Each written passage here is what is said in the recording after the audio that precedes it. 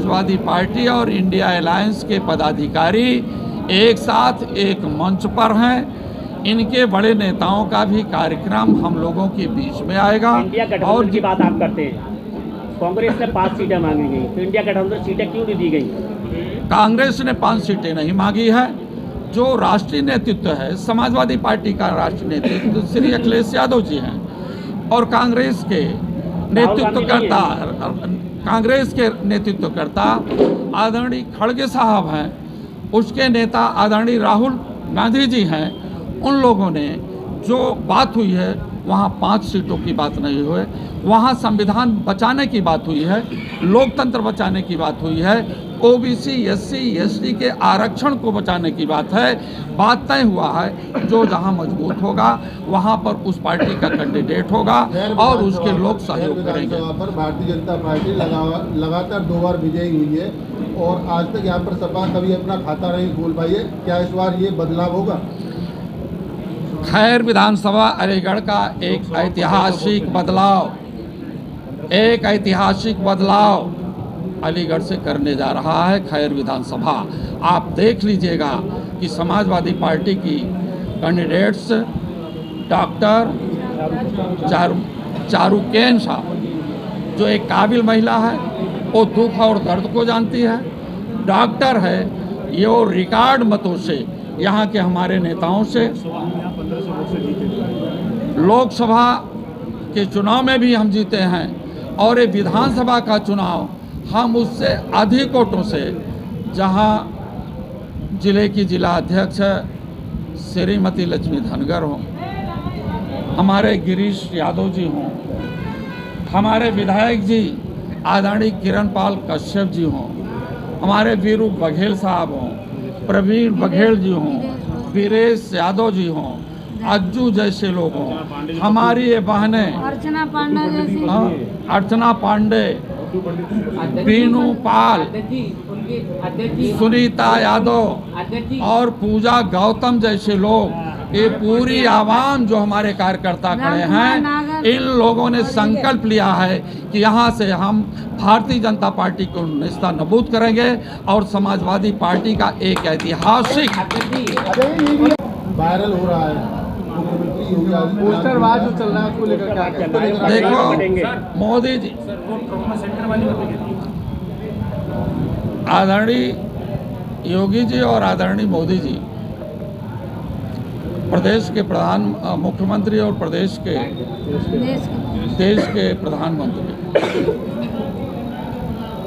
ये भारतीय जनता पार्टी जो हिंदू और मुसलमान कर रही है सांप्रदायिक कौन है? हमारा नेता कभी हिंदू मुस्लिम नहीं किया।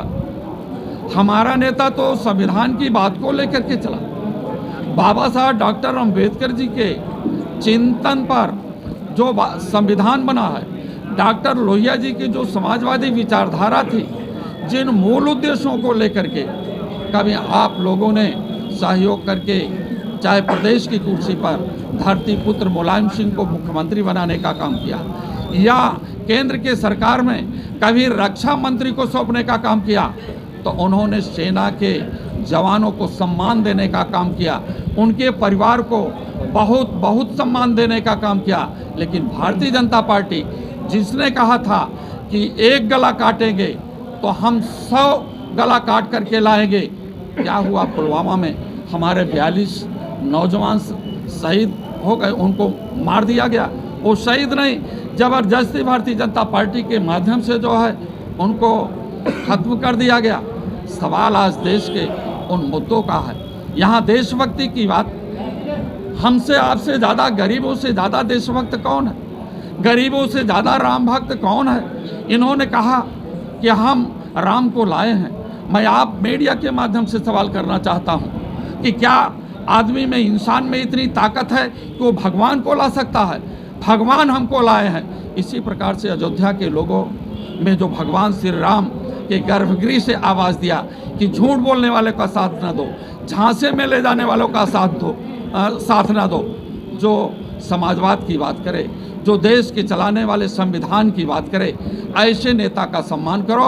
तो अयोध्या के लोगों, बल्कि अयोध्या मंडल के सभी सीटें, 5 की 5 सीटें आदरणीय अखिलेश यादव जी के द्वारा दिए हुए कैंडिडेट्स 2024 में भारी मतों से जीता करके देश की पार्लियामेंट में भेजने का काम किया है। तो चुनाव आयोग, ये सरकार बीजेपी के लिए काम कर रही है। चूँकि सरकार यहाँ भारतीय जनता पार्टी का कैंडिडेट्स चुनाव नहीं लड़ रहा, यहाँ चुनाव लड़ रही है। एक तरफ जनता इंडिया अलायंस की है, दूसरी तरफ सरकार भारतीय जनता पार्टी के कैंडिडेट्स को जिताने के लिए हर कोशिश में ईमानदारी से कार्य कर नहीं रही है। मैं चाहता हूं कि निष्पक्ष चुनाव हो, निष्पक्ष मतगणना हो। लोकसभा के चुनाव में आप लोगों ने देखा होगा कि हमारे 10 ऐसे कैंडिडेट्स थे लोकसभा के प्रत्याशी जिनको ज़बरदस्ती काउंटिंग में भी हरा दिया गया, और वोटर्स की हैसियत पर जब वो वोट लेने के जा रहे थे तो हमारे कार्यकर्ताओं का, हमारे वोटरों की आईडी पुलिस द्वारा अपने हाथ में ले ली गई है। हमने देखा इस कुंदरकी के विधानसभा में कल मैं था, वहाँ कम से कम पता नहीं कितने अनगिनत गाँव में जा कर के वो वोटरों से उनकी आईडी ज़बरदस्ती कहीं कोटेदार के माध्यम से, कहीं अन्य रास्तों से लेना चाह रही लिया है। इसलिए इस चीज़ का हम लोग पुरजोर विरोध करते हैं कि वोटरों की आईडी पुलिस क्यों ले रही है। अच्छा जी, ये बताइए, कांग्रेस का कोई भी पदाधिकारी नजर नहीं आ रहा, पीडीए की आप बात कर रहे हैं, कैसे जीत पाएंगे? कांग्रेस का ना तो यह समर्थन मिलता नजर आ रहा है, ना कोई कांग्रेस के पदाधिकारी है। संपूर्ण कांग्रेस के जितने पदाधिकारी हैं, जिले के संगठन के सब लोग पूरी तरह से लगे हुए हैं। पूरे क्षेत्र में जहां हमारे कैंडिडेट नहीं लड़ रहे हैं, जैसे महाराष्ट्र में देख लीजिए, झारखंड में देख ले, यहाँ कांग्रेस ने नामांकन के दौरान कोई कांग्रेस पदाधिकारी नजर आया और ना आज पूरी तरह से नजर आया है। आप लोग क्यों बोल रहे हो?